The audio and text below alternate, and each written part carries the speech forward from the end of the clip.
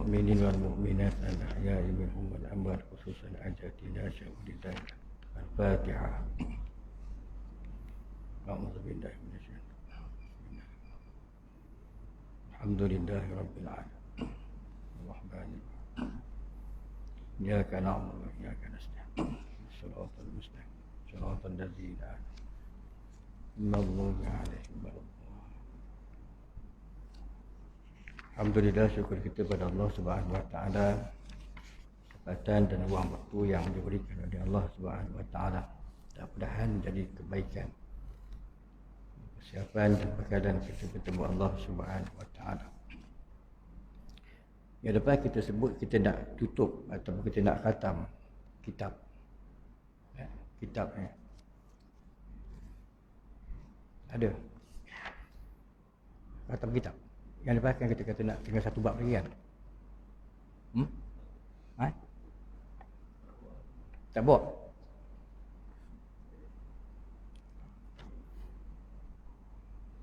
Kita tinggal satu bab lagi kan? Satu yang berkaitan dengan tajuk yang akhir. Sahabat kata ni tak buat kan? Tak ada? Ya. Kita ada tajuk yang akhir berkaitan dengan perbahasan tempat imam dari solat jenazah. Ya, kan itu.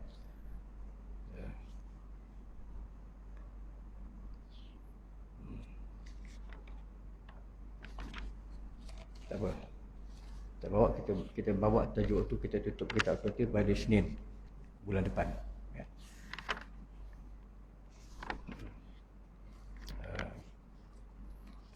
Dalam satu hadis Nabi sallallahu alaihi wasallam kaitan dengan peringatan dari Rasulullah sallallahu alaihi wasallam. Hadis Al-Bukhari, kata Rasulullah sallallahu alaihi wasallam, wa innama a'malu bil khawatim. Wa innamal a'malu bil khawatim. Kata Nabi, sesungguhnya amal perbuatan manusia, amal perbuatan kita tadi ini, kata Rasulullah, bil khawatim, iaitu tergantung kepada akhir dia. Kata Nabi, hanya amalan perbuatan kita sebagai manusia tergantung pada akhir, iaitulah nilai pengakhiran kehidupan kita tadi ini, sama ada baik ataupun tidak, selamat ataupun tidak. Makanya persoalan yang menjadi punca sama ada Allah memberikan kebaikan kepada kita di akhir kehidupan kita ataupun tidak. Jawapan kepada sama ada kita akan selamat ataupun tidak, jawapan kepada sama ada kita akan bahagia ataupun celaka, bergantung kepada akhir kehidupan.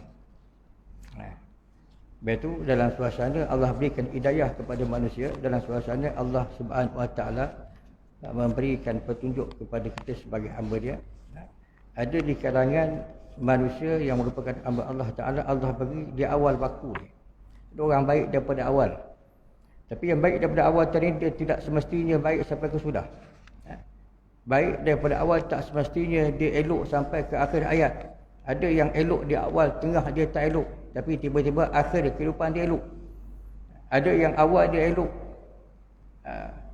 tengah dia bagus, ujung dia dalam keadaan masalah. Dan tak kurang juga, awal dia elok, pertengahan dia bagus, dan akhir pun elok. Dan ada juga yang Allah Ta'ala berikan panduan kehidupan dia, di awal dia tak elok, pertengahan dia maksiat, tapi hujung-hujung akhirnya elok. Baca Allah Ta'ala dalam hadis itu, Nabi sebut, wa innamal a'malu bil khawatim. Hanya dengan amalan perbuatan manusia itu dia tengok pada akhir dia. Pada Allah sebut dalam surah Al-Luqman, Allah firman dalam surah Al-Luqman, wa ma tadri nafsun bi ayyi ardin tamut. Kata Allah Ta'ala, kamu tak tahu, kata Allah Ta'ala, wa ma tadri nafsun. Kata Allah Ta'ala, kamu ni tidak mengetahui oleh seseorang diri, manusia dia tak boleh tahu bi ayyi ardin tamut, di belahan bumi mana yang dia akan mati. Allah Ta'ala sebut kita ni manusia ni, kita takkan tahu di belah mana bumi kita akan mati. Maka ulama al-mufassirun menafsirkan maksud firman Allah Ta'ala yang kita tak tahu ni. Kita tak ada kemampuan nak tahu mati kita esok di mana. Hari ni kita hidup dalam keadaan kita duduk di Manjung hari ni. Kita orang Perak, kita duduk di Manjung. Dan mati kita, kubur kita tak tahu di mana. Walaupun kita tempah dah kubur di 3C tu. Kita tempah dah tapak kubur, contoh kita bayar, kita tak, belum tentu kita mati di situ. Allah Ta'ala sebut, wa ma tadri nafsun, tidak mengetahui oleh seseorang diri pun berarti tamu. Di manakah tempat yang belah bumi dia akan mati? Tak mustahil mati di negeri lain. Tak mustahil mati dalam suasana hidup di Malaysia. Tak pernah keluar negara. Mati di luar negara. Yang kita tak dapat gambarkan tuan-tuan suasana hidup kita hari ni, kita tak dapat gambar waktu mati esok ada yang mati dalam keadaan kuburnya pun tak ada. Mati jatuh kapal terbang, mati dalam keadaan hilang dimakan binatang buas, mati dalam keadaan lemas di laut. Tambah-tambah hari ni, suasana hari ni ada di kalangan kita yang tidak sangka-sangka ketika mana hidup dalam keadaan sihat, sakit masuk hospital pun dalam keadaan tak pernah kena COVID contohnya. Bila mati saja, bila cek COVID, swab COVID, urusan kematian diuruskan dalam keadaan COVID. Ada tak? Yang terbangun ni pun ada tak? Rupanya anak beranak, adik-beradik, waris tak tahu rupanya yang dia hantar ayah ataupun sebagainya di hospital itulah hari terakhir yang dihantar. Berlaku. Hidup dalam keadaan tak ada pun berapa kali kena swab elok, tak ada masalah COVID, tak ada jangkitan, tak termasuk sebagai orang yang positif. Masuk hospital sakit, sakit jantung ke dia, sakit apa ke sebagainya, dalam selama hospital dalam keadaan dia elok. Tiba-tiba bila dia dah meninggal disebabkan sakit jantung dia, disebabkan sakit yang dia hadapi lama tadi ni, tiba-tiba lepas meninggal swab balik mayat tadi ni, kata sah positif. Rupanya urusan pun berkaitan dengan urusan bagaimana menguruskan mayat dengan cara-cara COVID-19. Yang ni kita tak tahu. Ini yang Allah Ta'ala sebut, hamba kamu tak tahu di belah bumi mana kamu akan mati. Maka lagi satu kata al-mufassirun, maksud yang kamu tak tahu, hamba tak tahu di belahan bumi yang dia akan mati. Kita tak tahu bahagian mana yang kita akan akhirkan hidup kita. Di ujung-ujung kehidupan kita ada dua. Sama ada husnul khatimah ataupun su'ul khatimah.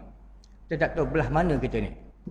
Kita tak tahu belah mana, sebelah kanan ke sebelah kiri. Jadi itu salah satu di antara punca bagaimana kita nak kena ambil peringatan yang hujung kehidupan kita itulah yang amat merupakan perkara yang paling penting kepada kita. Sebab Nabi SAW memberikan banyak pengajaran, banyak panduan dengan amalan, dengan doa dan sebagainya. Bahkan Rasulullah SAW memberikan satu doa kepada kita, ajar kita kepada suatu permintaan pada Allah Subhanahu Wa Taala. Allahumma inni a'udzubika min ilmin la yanfa'. Ya Allah, Nabi ajar kita minta pada Allah Ta'ala, wahai Allah, aku minta lindung daripada ilmu la yanfa', ilmu yang tidak memberikan manfaat. Ilmu yang sikit tetapi memberikan manfaat, itu ilmu yang cukup berkat. Minta lindung daripada Allah Ta'ala ilmu yang tak memberikan manfaat.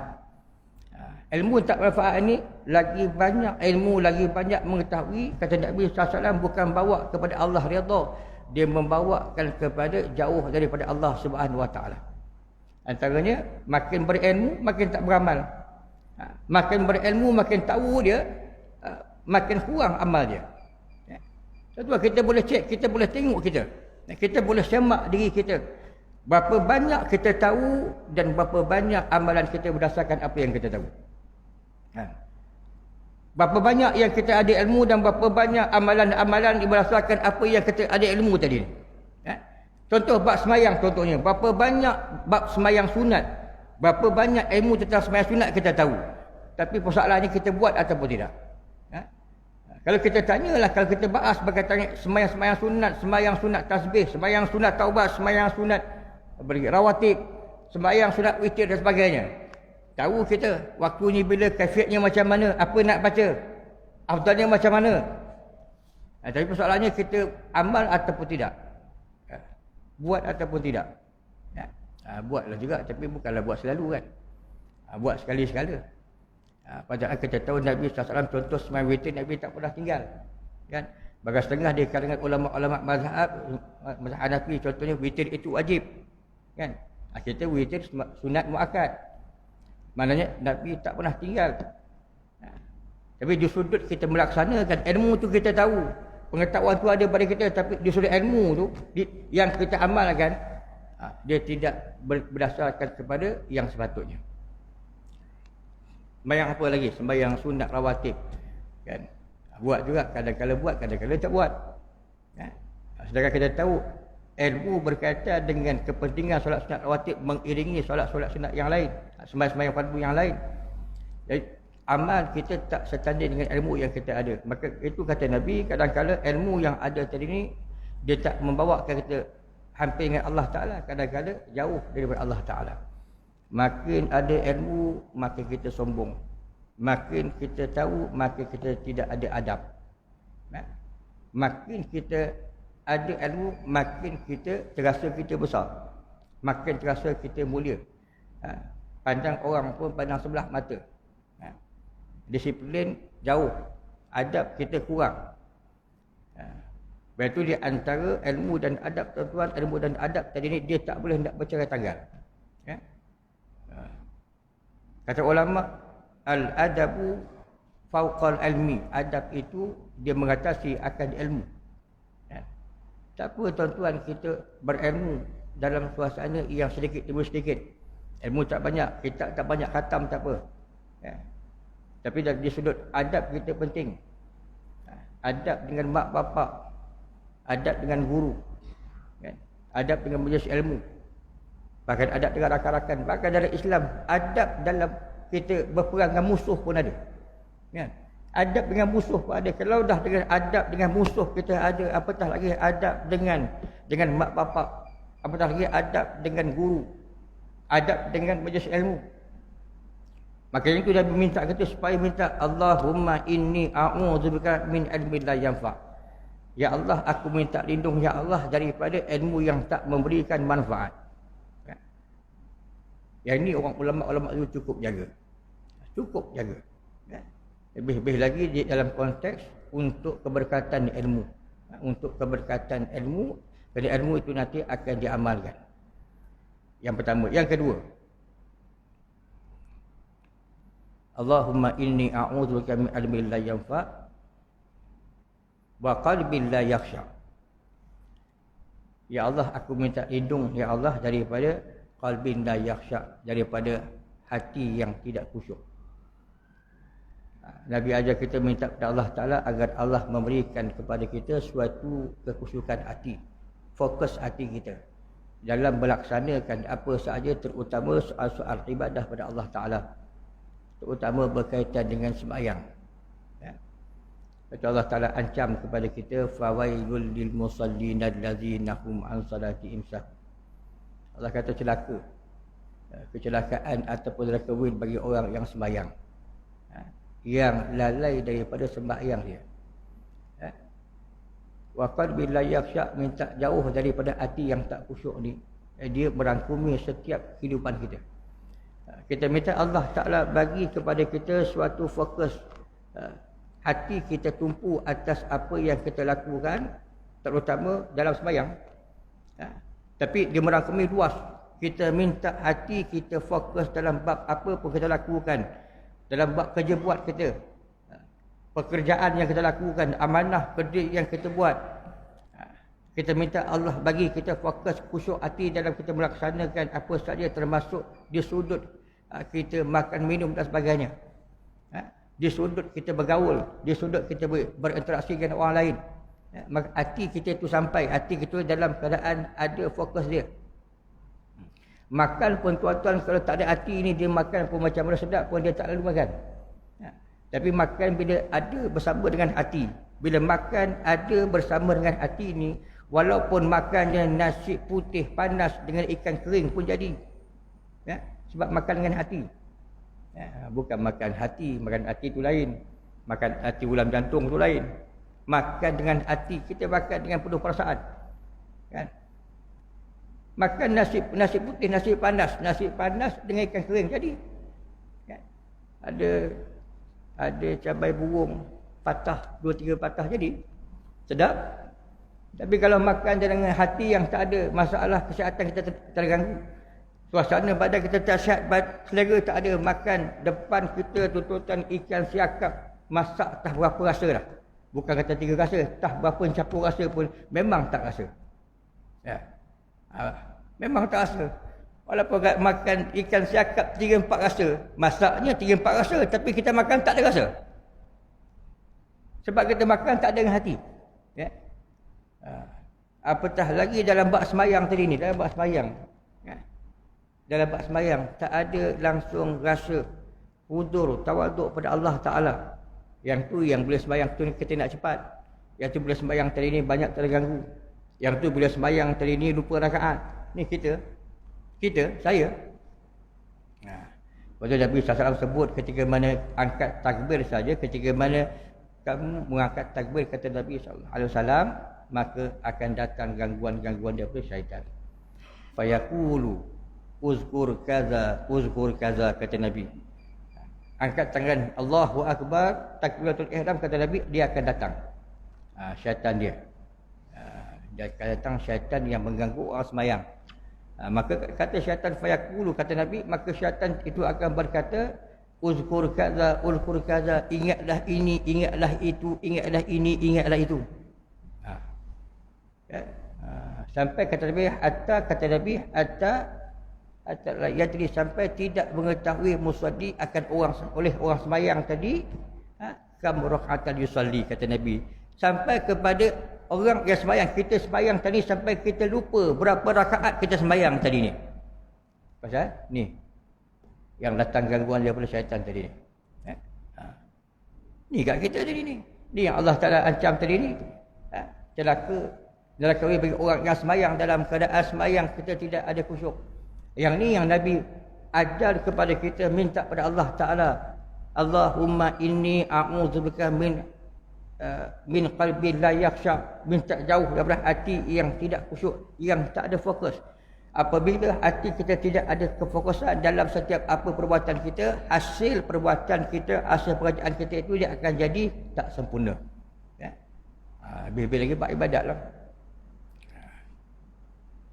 Betul orang dulu, bahkan di para alim ulama, para ahli salihin contohnya, sebelum masuk sembahyang, yang pertama sekali yang disebut oleh Syekh Al-Fatani dalam kitab Mutim Musalli contohnya, nak mendapat kekhusyukan, yang pertama sekali ialah jadilah kamu sebagai hamba yang sebenar-benar hamba. Tinggalkan segala-galanya di luar. Tinggalkan segala-gala perkara di luar. Tinggalkan kalau kita sebagai majikan bos di luar. Kalau kita sebagai seorang yang kaya, tinggalkan di luar. Kalau kita sebagai seorang yang dihormati, diangkat nama, dijulang nama, tinggalkan di luar dulu. Kalau kita sebagai apa pun, ada kemuliaan, ada perasaan kita dimulia depan mata orang, tuan-tuan, tinggalkan di luar pintu, masuk dalam masjid kita sebagai hamba Allah Subhanahu Wa Taala. Masuk dalam masjid kita sebagai orang yang kerdil, orang yang cukup banyak dosa, orang yang mengharapkan Allah Subhanahu Wa Taala. Tinggalkan di luar. Yang masalah kita hari ini, bila kita masuk masjid, kita masih sebagai seorang ketua, kita masih sebagai seorang yang mulia, kita masih sebagai seorang yang kita merasakan kita ni hebat, kita kaya dan sebagainya. Bila masuk dalam masjid untuk mendatangkan khusyuk, dia agak sukar kata Syekh Abdul Afan tadi, sebab kita tidak menjadikan kita hamba sebagai seorang hamba. Sebab tu dia pergi kepada masalah hudur hati, kan? Jatuh hati, sebagai hadir hati sungguh-sungguh sebagai hamba Allah SWT, merasakan setiap daripada takbiratul ihram, bermula takbiratul ihram sampai takbir intiqalat, Allahu Akbar, lafaz Allah Maha Besar itu masuk dalam hati sanubari kita. Allah lah yang segala-galanya, sedangkan kita kecil, kan? Allah, alif lam lam ha, kalimah Allah itu dia ada suatu kebesaran yang paling tinggi, ya. Betul isu hari ni, isu yang besar hari ni, kan? Umat Islam sepatutnya merasa cukup terhina, merasa sedih di atas apa ni, keputusan yang berlaku hari ni. Kalimah Allah yang nanti esok dia akan jadi masalah plural, masalah kesamarataan agama Allah.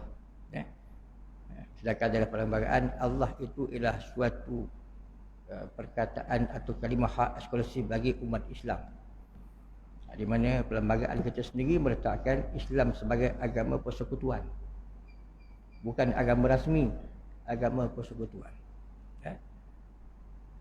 Kita tak tahu macam mana. Pada tuan-tuan, yang kita minta dalam doa yang lain. Ni esok ni masa Ramadan, Tarawih, mudah-mudahan doa panjang tu imam esok ni. Allahumma ahyina bihayatil ulama. Ya Allah, hidupkan kami ya Allah seperti mana hidup para alim ulama. Wa mautina bimauti syuhada. Matikan kami ya Allah seperti mana mati para syuhada, orang mati syahid. Orang mati syahid ni tuan-tuan mati dalam keadaan masuk syurga tanpa hisab. Tapi betul ke kita boleh mati syahid? Betul ke kita boleh duduk dalam suatu kesyahidan mempertahankan agama Allah Subhanahu wa taala? Dalam suasana hari ini pun perkataan Allah itu pun tak mampu untuk dipertahankan. Allah alif lam lam ha, suatu kalimah yang cukup tinggi nilai dan perbahasan dia. Batu kalimah Allah apabila kita tulis alif lam lam lam ha, dia merujuk kepada Allah Subhanahu wa taala lafzul jalalah. Kita buang alif, tinggal lam lam ha, dia juga pergi kepada Allah lafzul jalalah. Lillahi ma fis samawati wal ard. Bagi Allah Taala itu keluasan langit dan juga bumi. Kalau kita tanggalkan satu lam, tinggal lahu, juga balik kepada Allah Taala. Lahu ma fis samawati wa ma fil ard. Baginya Allah. Hilang semua huruf, tinggal ha. Hu pun membawa maksud kepada kalimah Allah Subhanahu wa taala. Ini yang tidak ada kepada golongan-golongan umat yang bukan Islam. Ya. Ini yang maksud Allah itu maksud yang cukup tinggi bagi kita umat Islam yang beriman kepada Allah dan Rasul. Ya. Satu penghinaan, pencabulan hak kepada hak umat Islam itu sendiri. Wallahu a'lam tuan-tuan. Kita tengok apa yang nak berlaku. Ya. Yang ni kita sebut akhir zaman. Ini yang kita sebut. Sebab itu Nabi SAW sebut tuan-tuan, sebelum daripada dalam masalah berkaitan dengan akan munculnya suatu fitnah yang paling dahsyat di akhir zaman, masalah kemunculan Dajjal, Nabi kata apa? Akan muncul 30 Dajjal sebelum sebenar-benar Dajjal dia akan sampai. Apa dia? Pembohong-pembohong, para pendusta-pendusta yang membawakan kepada masalah kucak kacir umat Islam. Dah ada dah banyak. Di zaman Nabi dulu ada dah Muslamatul Kazzab yang mengaku Nabi, mengaku Rasul. Pendusta. Di zaman Nabi. Di zaman para tabi', di zaman sampai di zaman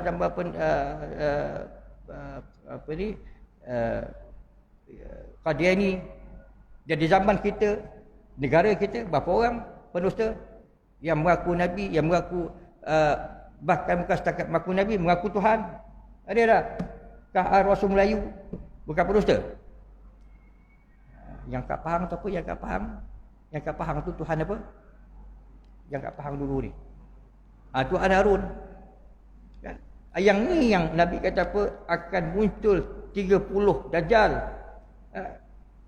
Dengan maksud para pendusta-pendusta sebelum muncul Dajjal yang sebenar. Yang ni.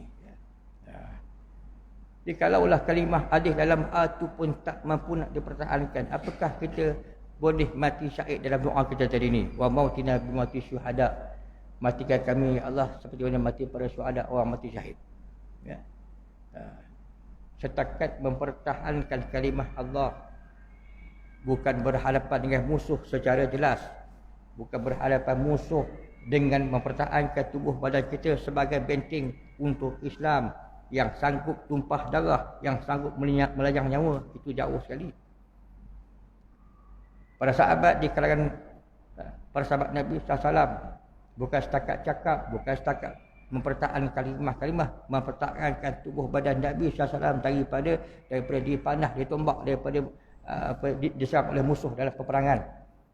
Waktu peperangan Uhud, tuan-tuan, peperangan Uhud melambangkan melihat membawakan kepada kita bagaimana kita boleh lihat banyak di kalangan sahabat yang tumbang, yang cedera parah disebabkan mempertahankan Nabi SAW. Qatadah bin Nu'man ketika mana melihat bagaimana anak panah yang melayang jauh tepat ke arah Rasulullah sallallahu alaihi wasallam, Qatadah bingkas meletakkan tubuh badan dia menghalang tubuh badan Nabi SAW, menyebabkan anak panah itu terkucuk, yang dilepaskan tadi ini terbenam di salah satu mata, dan terbuai mata hampir jatuh, pasal mempertahankan Rasulullah sallallahu alaihi wasallam. Kata apabila selepas daripada perang Uhud, Nabi panggil sahabat, tanya bagaimana keadaan Qatadah. Kata sahabat, ya Rasulullah, Qatadah masih sakit, mata dia masih lagi mata tergantung, tuan-tuan, mata tu masih tergantung lagi ni, kan? Ada di antara ahli keluarga yang minta ataupun bagi cadangan supaya buang, tapi dia tak nak, masih tergantung sakit. Nabi kata panggil. Bila panggil, Nabi SAW memasukkan mata itu dengan tangan Nabi yang mulia masuk di tempat asal, elok balik. Bahkan batu yang jatuh hampir terburai, hampir jatuh di atas panaan musuh yang diletakkan oleh Nabi itu, mata itu menjadi lebih baik daripada mata yang sebelah.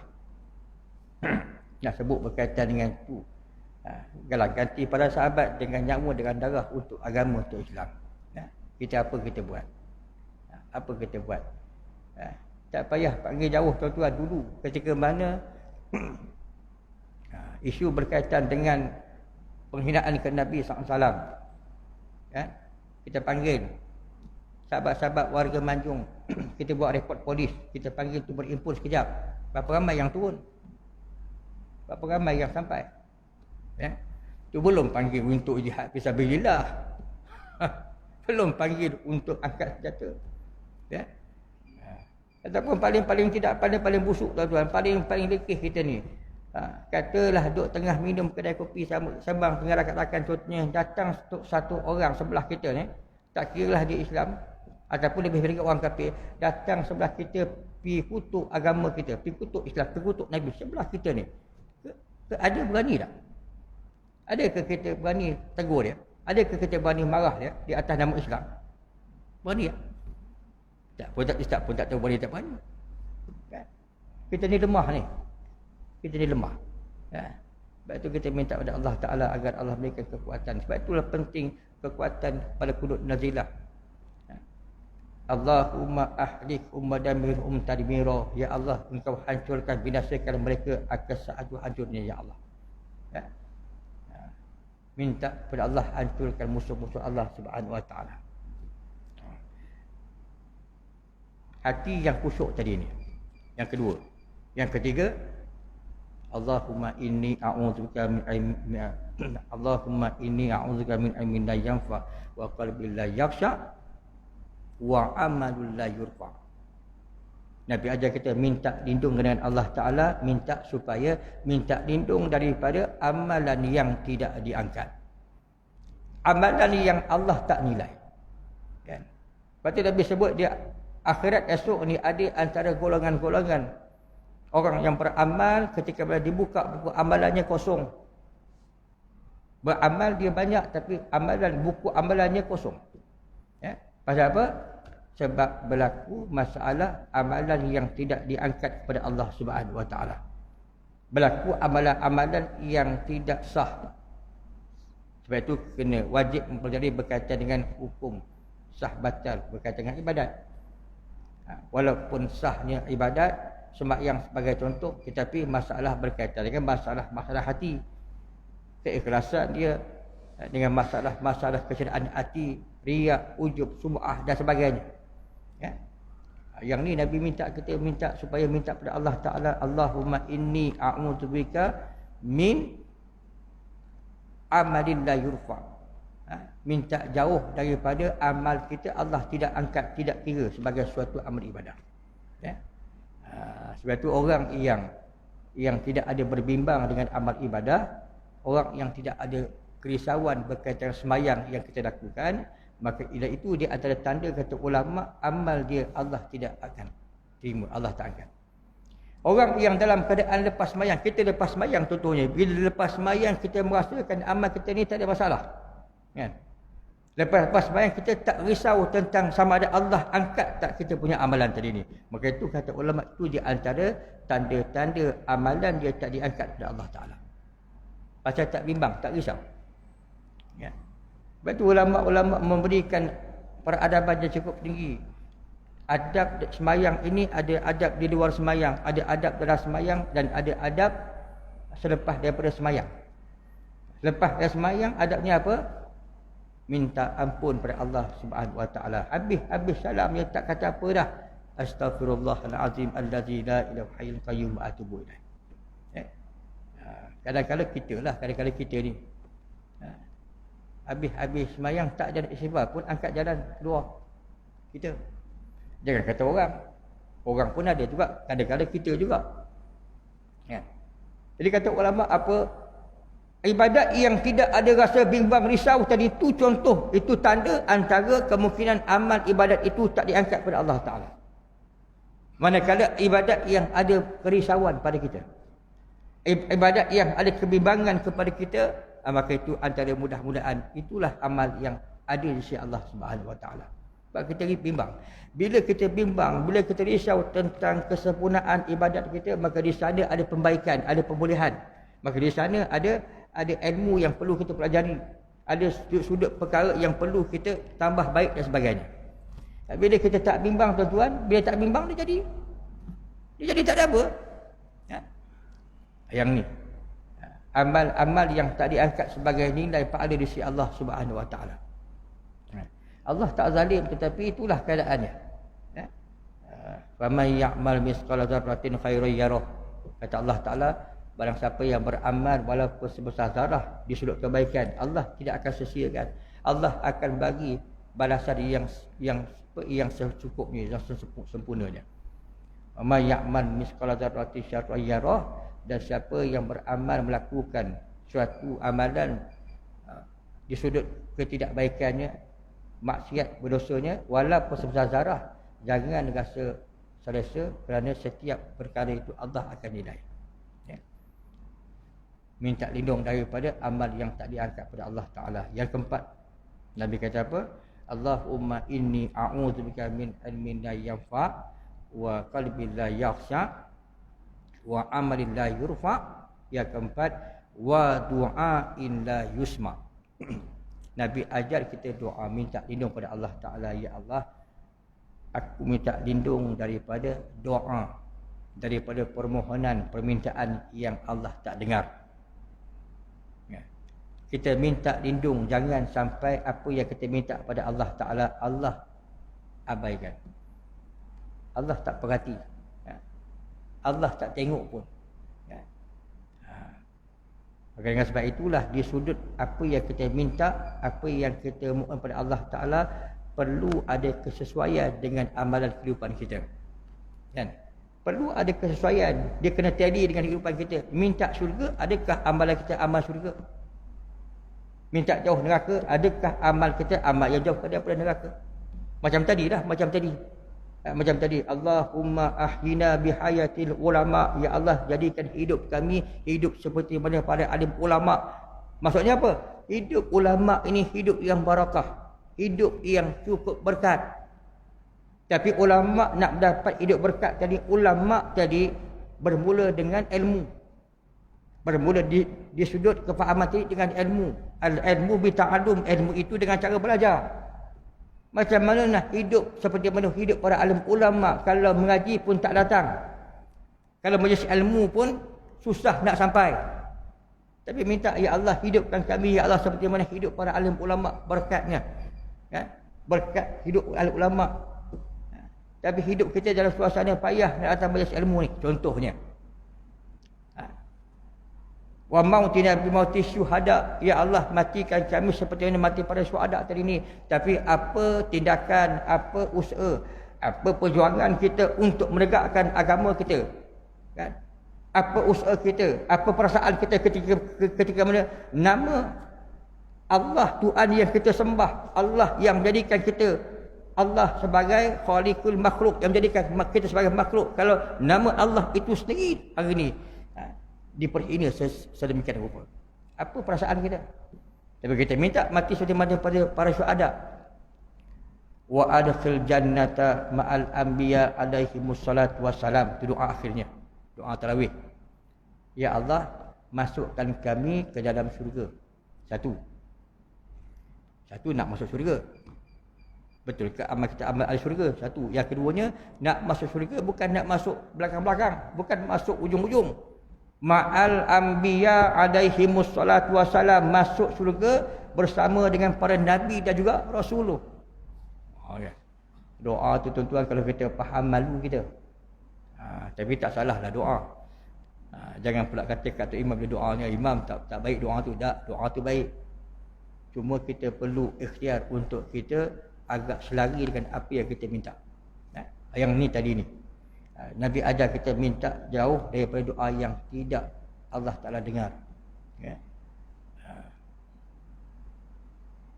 Kita bimbang, dalam suasana kita minta pada Allah Ta'ala, Allah tidak bagi. Ini hari ni tuan-tuan, kita mintakan Allah Ta'ala, Allah angkat bala yang sampai ni, Allah angkat musibah yang Allah datangkan. Dah setahun ni pun, dah setahun ni bala sembahyang dalam keadaan macam ni, walaupun kita akur di atas apa ni, di atas perbincangan para agamawan kita, cuma dalam hati kita inilah bala juga.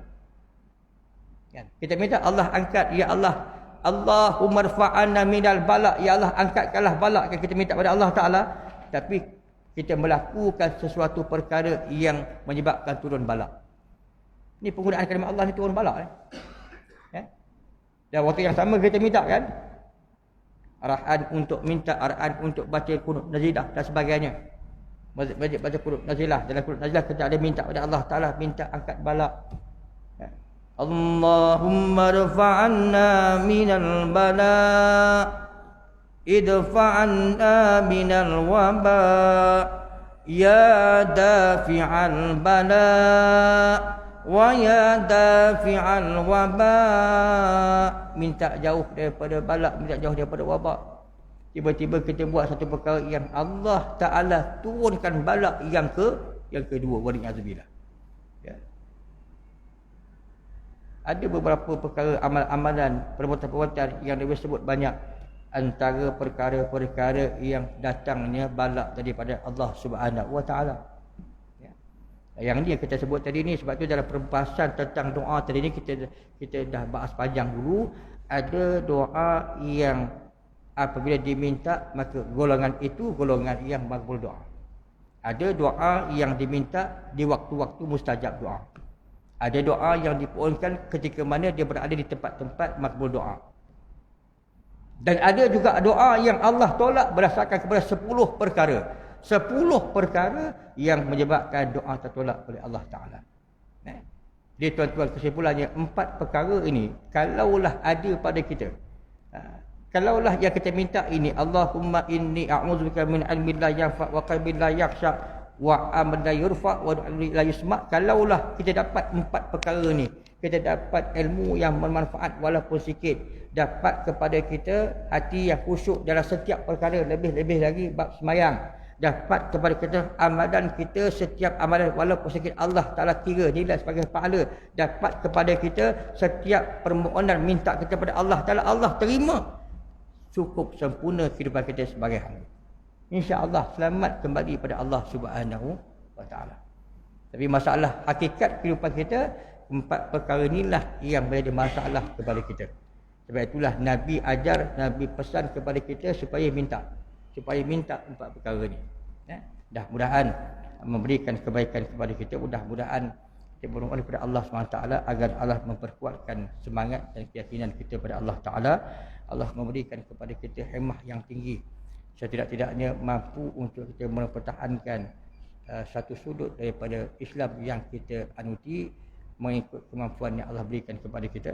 Mudah-mudahan hidup kita di atas iman, mati kita dengan iman, dan pertemuan kita dengan Allah Ta'ala di atas iman yang diterima oleh Allah Subhanahu wa Ta'ala.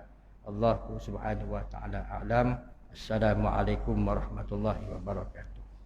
Bismillahirrahmanirrahim. Alhamdulillahirabbil alamin, wassalatu wassalamu ala asyrafil anbiya'i wal mursalin wa ala alihi wa sahbihi ajma'in. Allahumma faqihna fid din wa 'allimna ta'wil wa hdina siratal mustaqim. Allahumma iftah 'alaina futuhal 'arifin alladzina la khaufun 'alaihim wa lahum yahzanun.